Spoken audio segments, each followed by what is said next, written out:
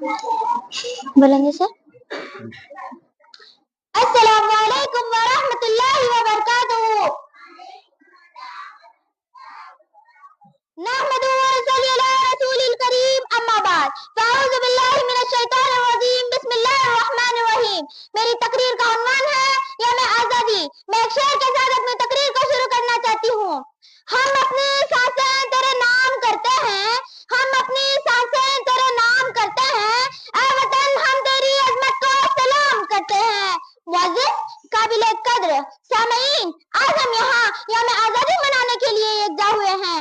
آزادی سے قبل ہم انگریزوں کی غلامی کی زنجیروں میں جکڑے ہوئے تھے.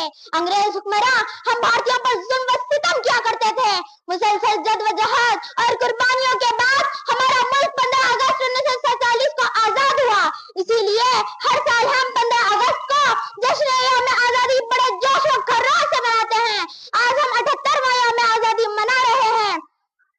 ہمارے ہندوستان میں 15 اگست 1947 کا دن نہایت اہم ہے, کیونکہ اسی تاریخ تقریباً 150 سالوں کی غلامی کے بعد ہمارا ملک ہندوستان آزاد ہوا تھا. اسی لیے آج کے ہم اس خوشی کے موقع پر آزادی کی لڑائی میں حصہ لینے والے عظیم رہنماؤں اور شہیدوں کو یاد کرتے ہیں, جنہوں نے اس ملک کے لیے اپنی جانوں کی قربانیاں دی, ڈنڈے لاٹیاں کھائی, کئی بار جیل گئے اور اپنا سب کچھ اس ملک کی آزادی کے لیے قربان کر دیا. ہمیں شہید ان وطن کو بھی نہیں بھولنا چاہیے. آزادی کی لڑائی کے شروعاتی دور کے متوالوں میں بنگال کے نواب سراج الدولہ, شہید اعظم شیر محظور حضرت ٹیپو سلطان شہید رحمت اللہ علیہ اور مولانا احمد اللہ شاہ جیسے عظیم رہنما شامل ہیں. ہم ہندوستانیوں کو یہ آزادی اتنی بآسانی سے حاصل نہیں ہوئی. اسے حاصل کرنے کے لیے انگریزوں نے آزادی کے علمبرداروں پر جلیان والے باغ جیسے مظالم ڈھائے اور انہیں کئی برسوں تک جیل میں رکھا. لاتعداد لوگوں کی جائیدادیں ضبط کر لی اور پھر بھی انہوں نے ہمت نہ ہاری اور لاکھوں مجاہدین آزادی ہند کے سامنے انگریزوں کو گھٹنے ٹیکنے پڑے, انگریزوں کو گھٹنے ٹیکنے پڑے.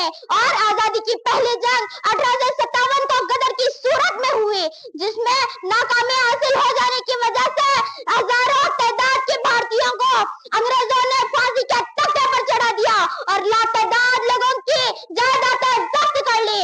ہمیں شہید ان وطن کو بھی نہیں بھولنا چاہیے, کیونکہ آج انہی کی وجہ سے آج ہمارا ملک ہندوستان آزاد ملک ہے. سجدے میں ہم نے گر کر مانگی ہے دعا, سجدے میں ہم نے گر کر مانگی ہے دعا, میرے وطن کو سلامت رکھنا میرے اللہ. ان کے بعد آزادی ہند کا تاریخ بھی نہایت انقلاب آموز باب ہے. ریشمی رومال تحریک, اس تحریک کا ہی نتیجہ تھا کہ کیا ہندو کیا مسلمان ہر کسی کے دل میں ظالم انگریزوں کو بھارت سے بے دخل کرنے کی امنگ پیدا ہوئی, جس میں اس تحریک کے بانی مولانا عبید اللہ سندھی تھے, جن کی قیادت میں محمد الحسین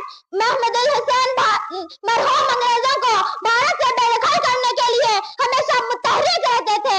اسی طرح اس تحریک کو مولانا اشفاق اللہ خان, شہید اشفاق اللہ خان, شہید بھگت سنگھ, مہاتما گاندھی, پنڈت جواہر لال نہرو, مولانا ابوالکلام آزاد اور ڈاکٹر بابا صاحب امبیڈکر وغیرہ نے آگے بڑھایا. یہ لڑائی بھارت ملک کی اجتماعی لڑائی تھی. انگریز ہمارے اس اتحاد کو دیکھ کر بھارت چھوڑنے پر مجبور ہو گئے اور آزادی کی تحریک میں ہم تمام ہندوستانیوں کو کامیابی ملی اور ہمارا ملک ہندوستان آزاد ہو گیا. میں ایک شعر کے ساتھ اپنی تقریر کو ختم کرنا چاہتی ہوں. ہم اپنی آزادی ہرگز مٹا سکتے نہیں, ہم اپنی آزادی ہرگز مٹا سکتے نہیں, سر کٹا سکتے ہیں لیکن سر جھکا سکتے نہیں. شکریہ.